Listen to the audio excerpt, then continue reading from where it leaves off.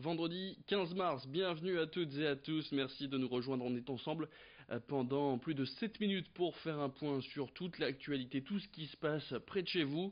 Et on commence cette nouvelle édition en parlant de ce nouveau dispositif, de ce dispositif qui cette année encore va être mis en place par Atmo, l'agence de surveillance de la qualité de l'air dans les Hauts-de-France. C'est l'opération Pollinaire. Elle fait appel à des bénévoles qui surveillent en temps réel et de manière très géolocalisée l'éclosion des plantes et donc l'apparition de pollen dans l'air. Toutes les données sont récoltées en temps réel via une plateforme internet et sont étudiées par des professionnels d'Atmo, des données précieuses pour les personnes allergiques au pollen. Alors si vous avez un peu de temps libre et que vous avez l'habitude de vous balader dans la nature, vous êtes le candidat parfait. Si vous êtes intéressé, vous pouvez contacter directement Atmo Hauts-de-France. Votre mission expliquée en détail par Sylvie Taillant, elle est chargée de communication d'Atmo Hauts-de-France. On l'écoute tout de suite.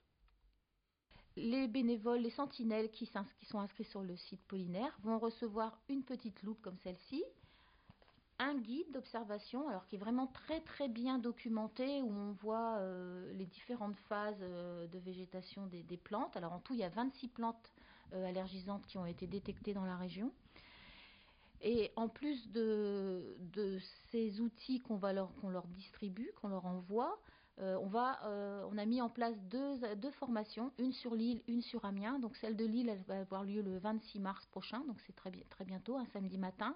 Et la seconde aura lieu le samedi 2 avril à Amiens, toujours un samedi matin aussi. Alors pour s'inscrire, il faut déjà être sentinelle, puisque c'est une formation complémentaire aux informations qu'ils vont avoir dans leur petit livret. Mais il n'est pas trop tard pour s'inscrire à la fois pour être sentinelle et ensuite pour faire la formation. Emploi maintenant, on en a beaucoup parlé hier lors de notre journée spéciale et on continue ce vendredi. Et on va évoquer notamment les emplois saisonniers, un type de contrat qui est de plus en plus la cote dans la région, notamment auprès des jeunes, que ce soit sur le littoral ou encore dans le milieu agroalimentaire et ce plus à l'intérieur des terres. On observe en effet depuis quelques années un réel attrait pour ce type de mission ponctuelle dans le secteur du tourisme donc, mais pas seulement. Michel Crépin, secrétaire de la CFDT, était hier notre invité. On l'écoute. Les retours qu'on a, d'abord, on constate que c'est un public très jeune. On a fait une enquête sur le littoral l'an dernier.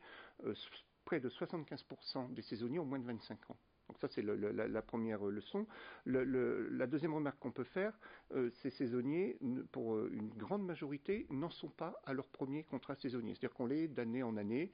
Nous avons pu rencontrer des saisonniers qui étaient là, qui avaient cumulé de 2 à 6 saisons. Parfois. Et c'est une grande majorité.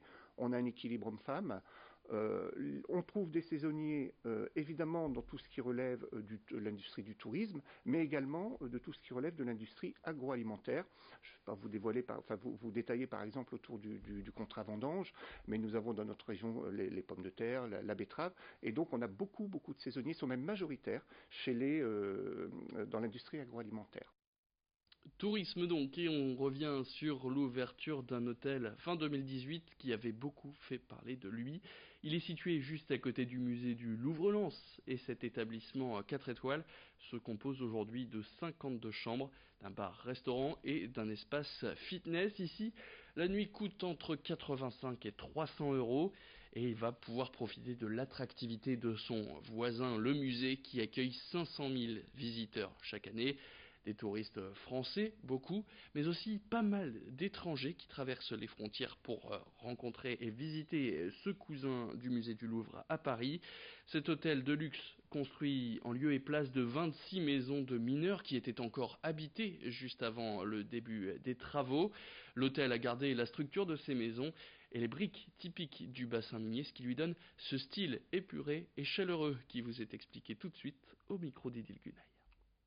L'architecte d'intérieur Guillaume da Silva, qui est un amoureux du Nord, il est originaire de Roubaix, aime ce côté brut et cette dualité qu'il retrouve dans le Nord, et il a cherché à l'exprimer aussi bien dans les couleurs, il a vraiment joué sur les contrastes, que sur les matériaux. Vous avez de la brique brute et qui contraste avec du bois ou avec de la moquette profonde. Voilà, il a joué sur les contrastes et il avait très à cœur de, comme il le dit lui-même, montrer les cicatrices du passé et les mettre en valeur. On ne veut pas tomber dans le cliché, avoir des photos de mineurs et vendre des histoires tristes. Non, c'est pas ça. C'est vraiment souligner par pointillé l'histoire de ces lieux qui est assez incroyable. Et puis on termine cette édition avec les vêtements d'Amar, les célèbres pulls de la région avec leurs thermolactyles qui sont sûrement de sortie vu le vent qui va souffler sur le nord et le Pas-de-Calais jusque mardi.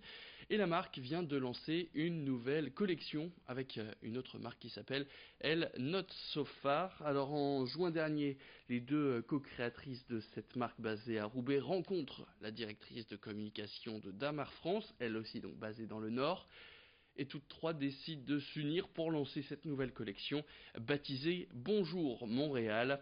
Le résultat, c'est évidemment des vêtements avec du thermolactyle et un partage d'ADN avec Not So Far qui a pour habitude de s'inspirer de beaucoup du monde du voyage.